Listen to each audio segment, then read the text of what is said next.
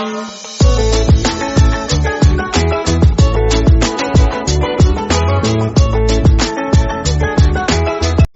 The lord. ప్రభువైన యేసుక్రీస్తు వారు ఈరోజు మనకు అందిస్తున్నటువంటి వాగ్దానం కొరింథీయులకు రాసిన మొదటి లేఖ 1వ అధ్యాయం 9వ వచనం. తన కుమారుని సహవాసమునకు మిమ్మల్ని పిలిచిన దేవుడు నమ్మదగినవాడు. కొరింథీయులకు రాసిన మొదటి లేఖ.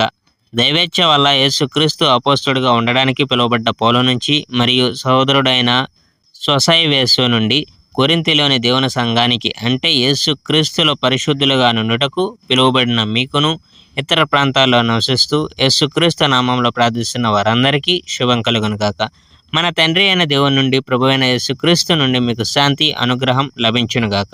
యేసుక్రీస్తు ద్వారా మీకు తన అనుగ్రహం ప్రసాదించిన దేవునికి నేను మీ పక్షాన అన్ని వేళ కృతజ్ఞతలు అర్పిస్తాను. మీరు ఆయనలో ఐక్యత పొందారు కనుక మీ మాటల్లో, మీ జ్ఞానంలో అన్ని విధాలా అభివృద్ధి చెందారు. క్రీస్తుని గురించి చెప్పబడిన సందేశం మీలో బాగా నాటుకుపోయింది మరియు ప్రభు అయిన యేసుక్రీస్తు రెండవ రాకడ కొరకు మీరు కాచుకొని ఉన్నారు. ఆత్మీయ జ్ఞానానికి మీలో ఏ కొరత లేదు. మన యేసుక్రీస్తు ప్రభు వచ్చిన రోజున మీరు నిర్దోషులుగా పరిగణింపబడతారు.